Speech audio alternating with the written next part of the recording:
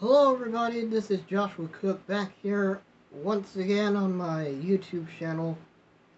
And I haven't done one of these videos in quite a while. But I figured I would bring this back. That being Love It or Loathe It.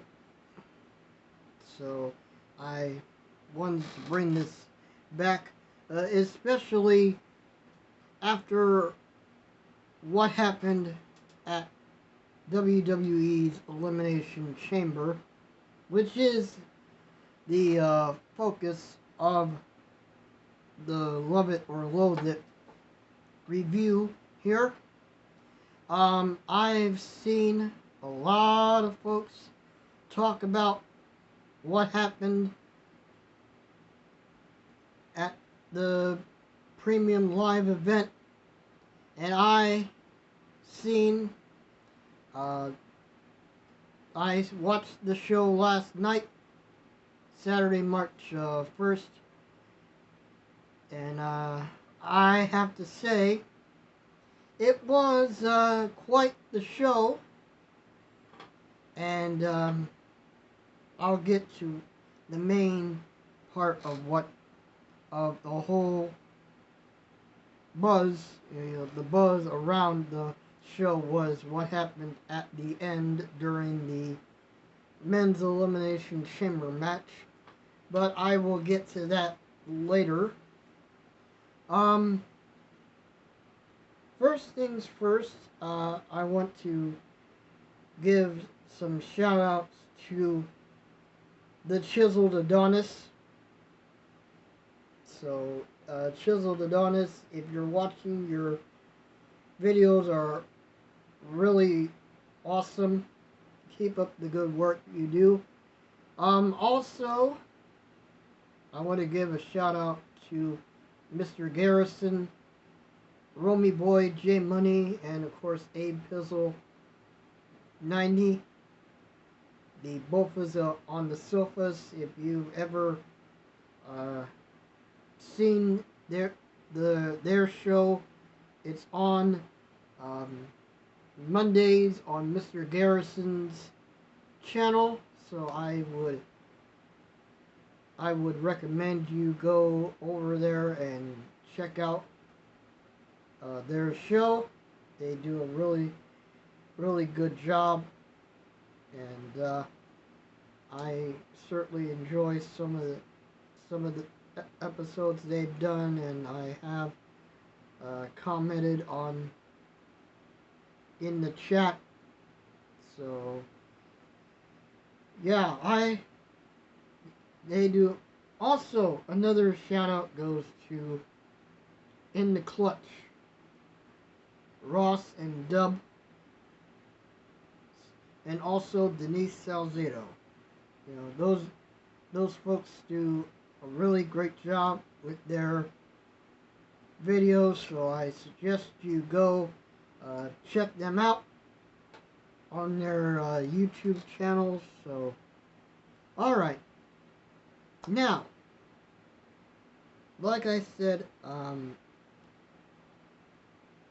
WWE Elimination Chamber was quite the event over in Toronto on Saturday, March the 1st, as I said. So, we're going to start with the Women's Elimination Chamber match. It had Roxanne Perez and Naomi, Bianca Belair, Alexa Bliss, and Bayley. And right from the word go, the surprises started. We had Jade Cargill. Oh yeah, Liv Morgan, I forgot to include her. So we had Roxanne Perez, Liv Morgan, Naomi, Bianca Belair, and Alexa Bliss and Bayley. Those were the women who were in the match, and like I said, as I was going to say, the surprises started early with the return of Jade Cargill. And everybody, if you saw SmackDown, everybody saw that, or they thought that the perpetrators of the attack on Jade Cargill were in fact Liv Morgan and Raquel Rodriguez, because Nick Aldis showed Naomi and Bianca some footage that had Liv and Raquel on the video. So everybody automatic, including Bianca and Naomi, everybody automatically assumed that it was Liv and Raquel who were the perpetrators of what happened to Jade Cargill. So Jade Cargill came back and attacked, or everybody was drew the conclusion that Jade was going to go after Liv Morgan. But as it turns out, Jade Cargill attacked Naomi. All the while, Bianca was in her pod and couldn't do nothing. She just stood there and watched Jade attack Naomi. So you have to wonder what's going to happen with those three.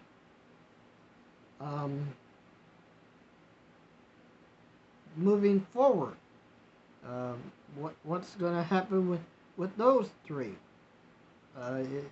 And you had to wonder whose side will Bianca be on?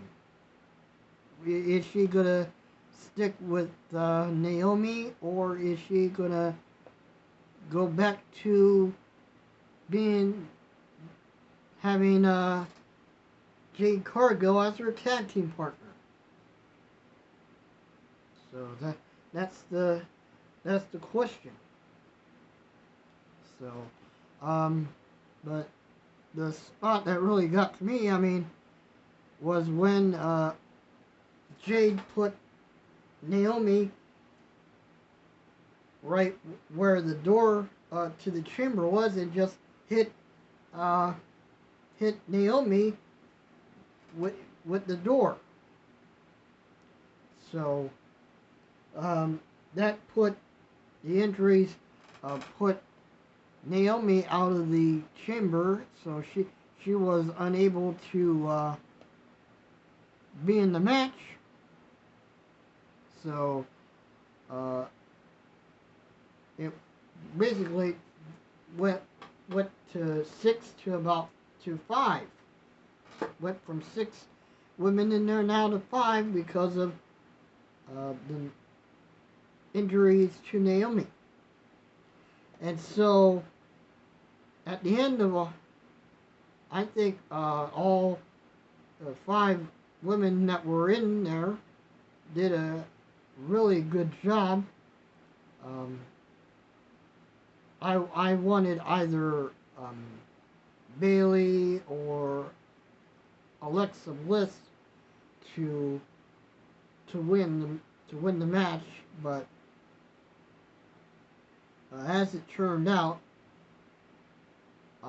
Liv Morgan eliminated Bailey, and then Alexa Bliss eliminated Roxanne Perez. And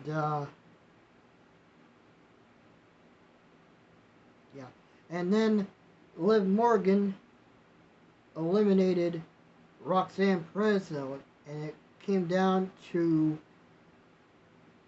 It came down to Liv Morgan and Bianca, and Bianca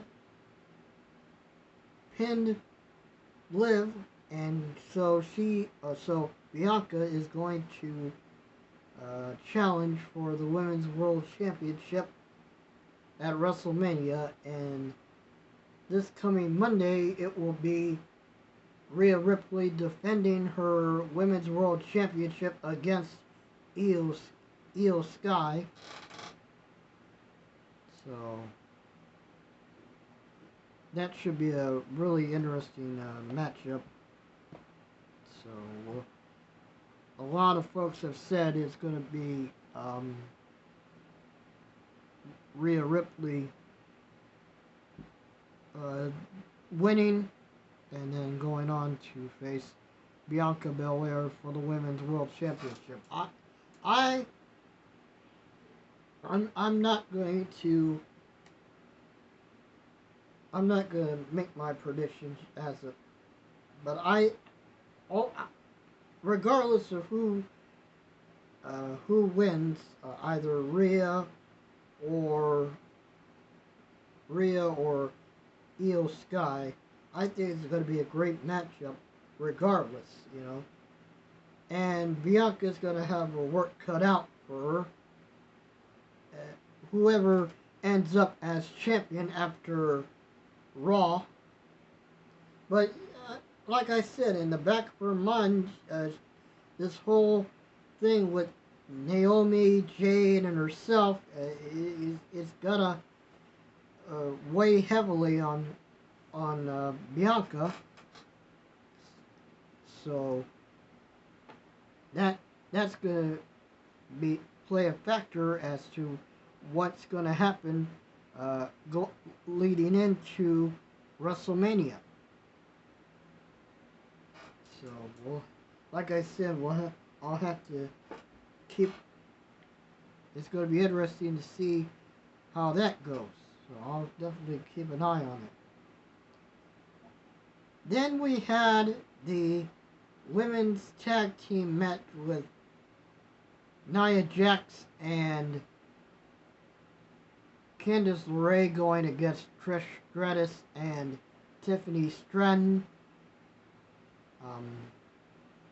I thought it was a good match, and ultimately it was Tiffany Stratton getting the pinfall on Nia Jax. She pinned Nia Jax to win, and it was great.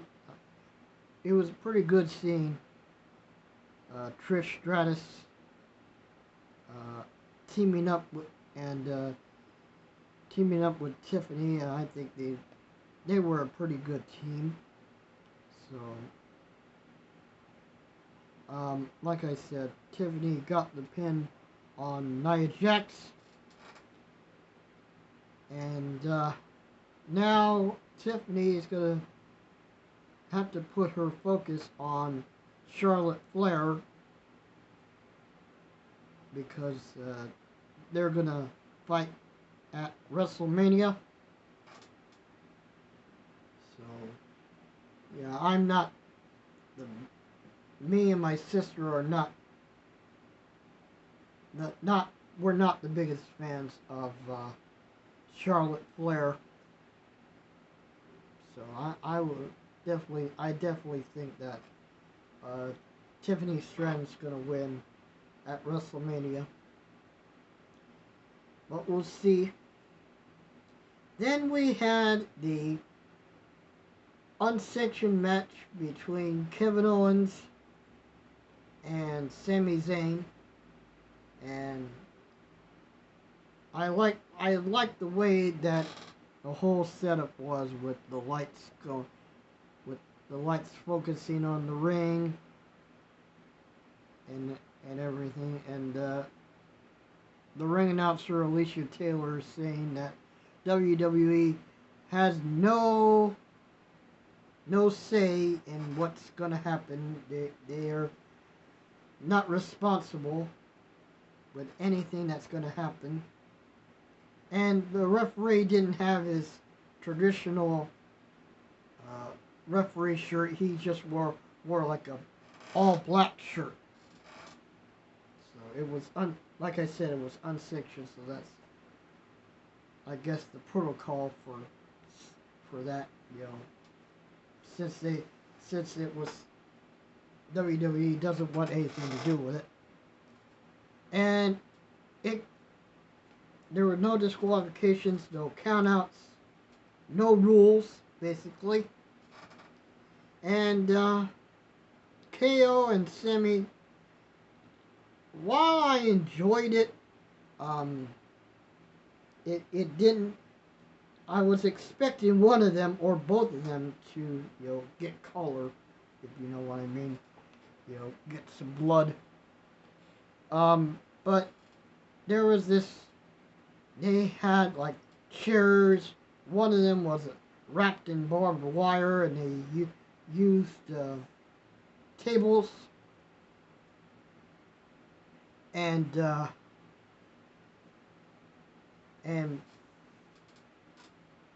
then the referee got taken out, so they had to get another referee, and then you had all those agents coming down and trying to stop it. But I thought, I thought some of them were secretly rooting for Sami Zayn to win the match and say, "Come on, Sami, beat him." That's what I thought. But as it turned out, Kevin Owens did win using he didn't use that package pile driver that ended up injuring not only Randy Orton but also Sami Zayn. KO didn't use that. Instead, he used his pop-up power bomb, and so he got the 1, 2, 3. But after he tried to use the package pile driver on the floor, and then another surprise came in the form of the returning Randy Orton. So Randy Orton came back and went after Kevin Owens, gave him an RKO from out of nowhere, and then he was going to, instead of using the chair, he had that chair, but he said he threw it out and decided to go for that punt kick.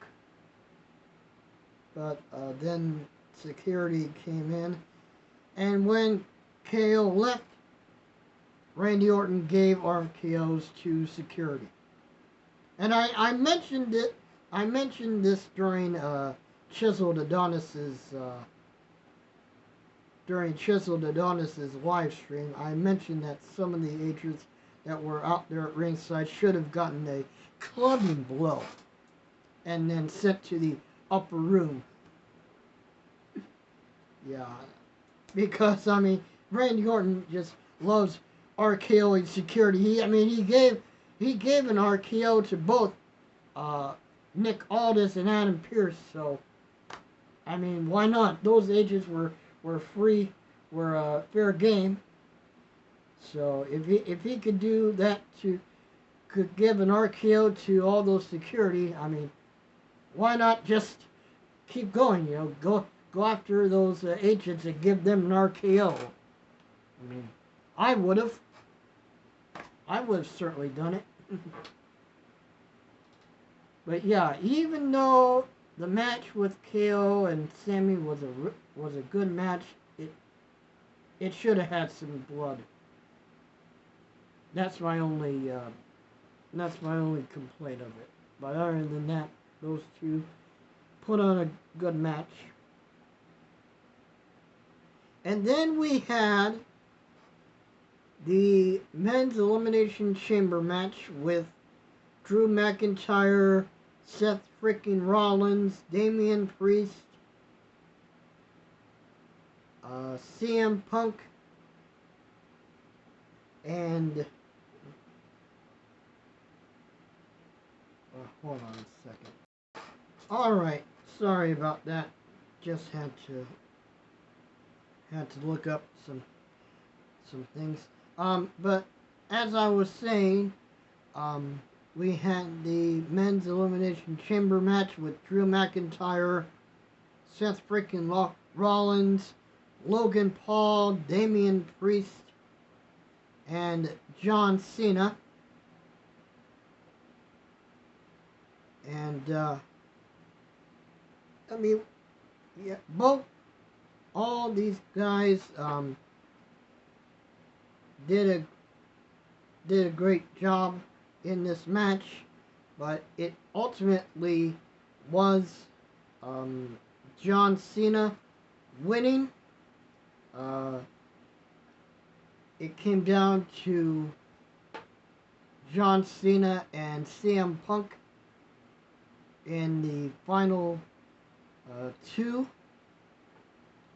Logan Paul got eliminated by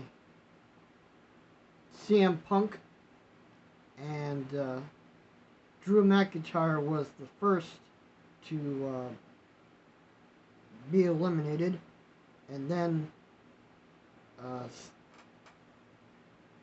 Seth freaking Rollins got eliminated. So, and like I said, it came down to John Cena and CM Punk, and Seth freaking Rollins curve stomped CM Punk, and it led to Cena putting Punk in the STF, and CM Punk didn't tap, but he ended up passing out, which is a form of submission, and so John Cena won the Elimination Chamber. So he'll be going against the American Nightmare Cody Rhodes at WrestleMania. And then came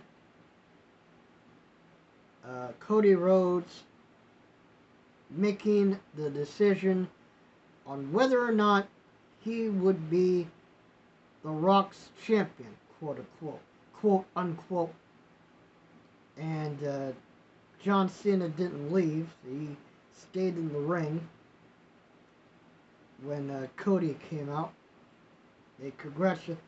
Cena congratulated, Cody and Cena, shook hands, and Cody congratulated Cena, and they were both excited that they were going to be, and Cena pointed to the WrestleMania signs, and there was going to be exciting and everything. And then the final boss, The Rock, came out with Travis Scott. Why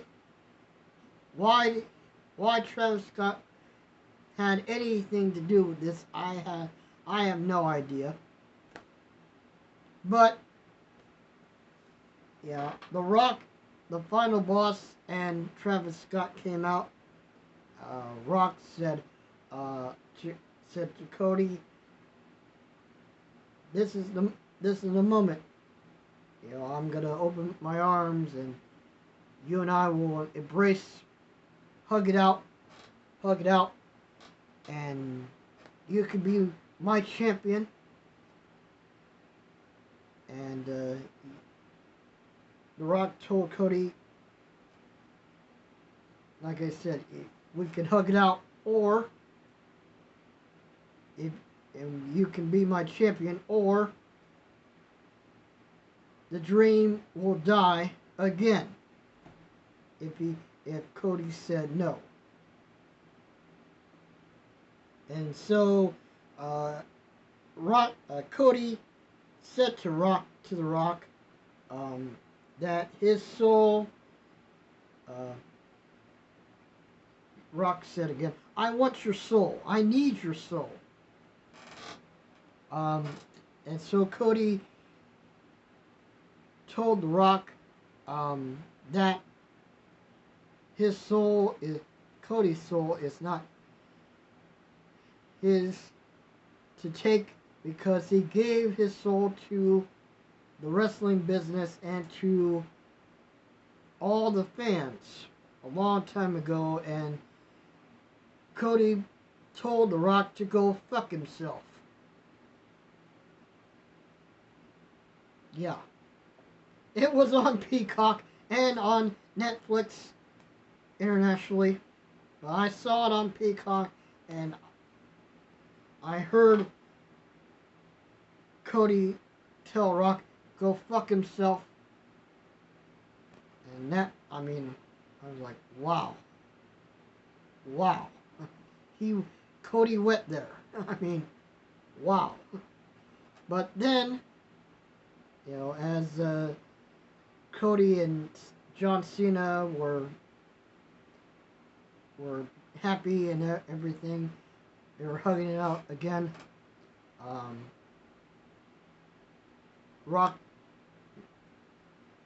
Cena looked at Rock, and Rock did this, you know.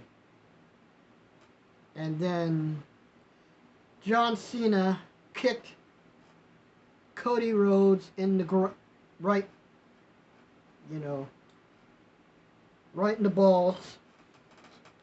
And that was the moment John Cena, a.k.a.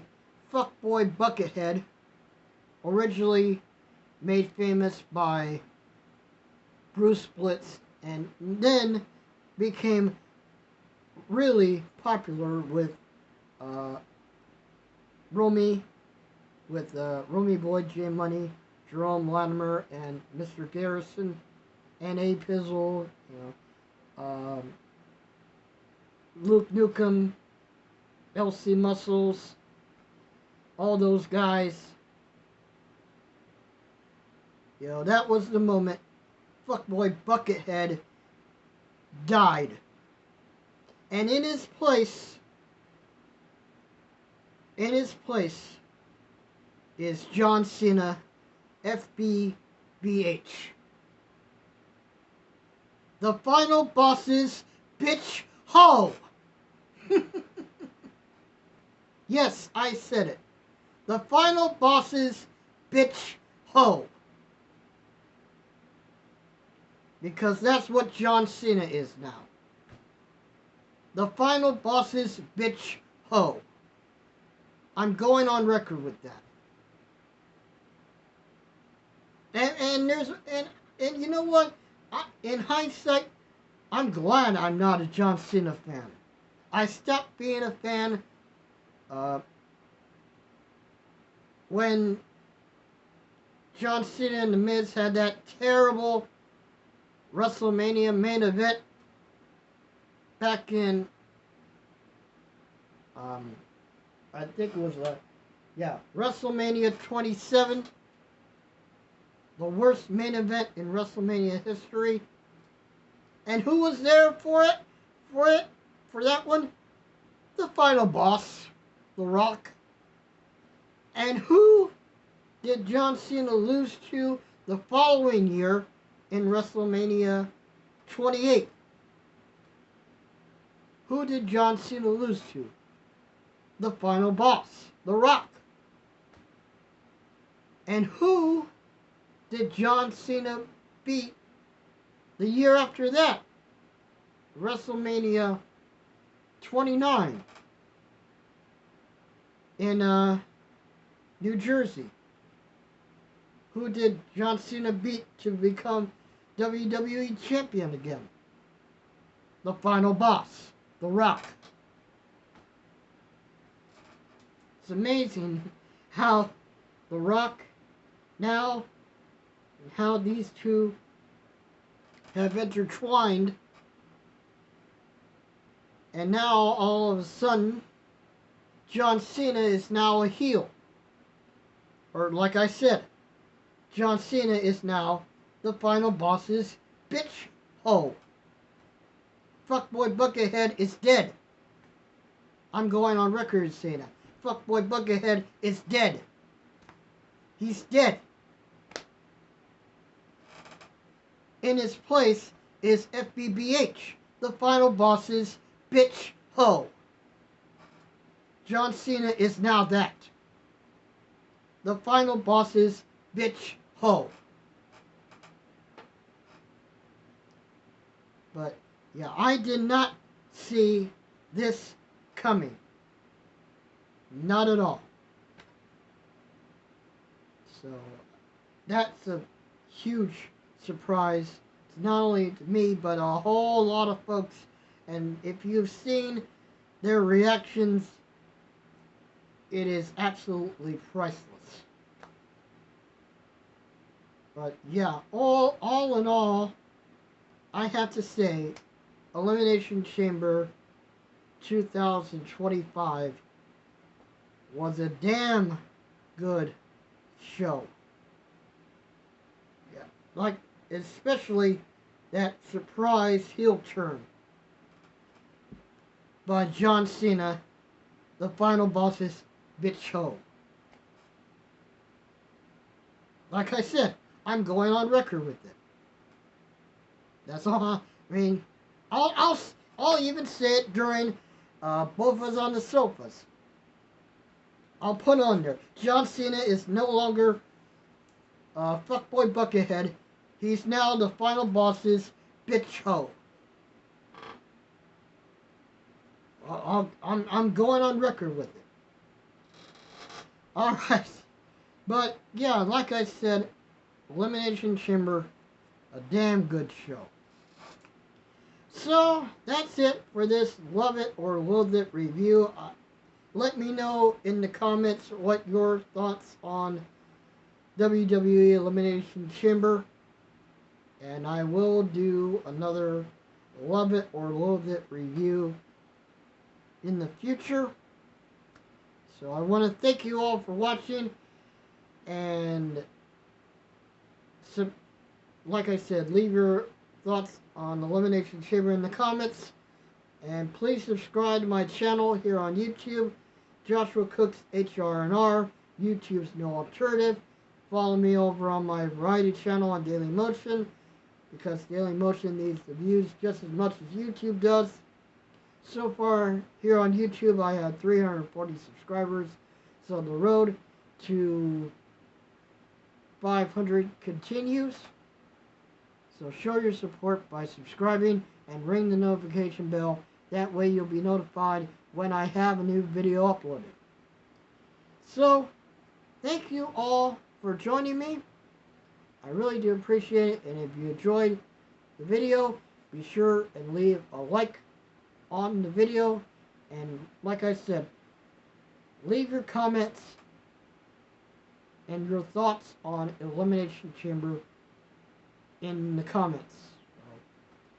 I will be back with another Love It or Loathe It review in the future.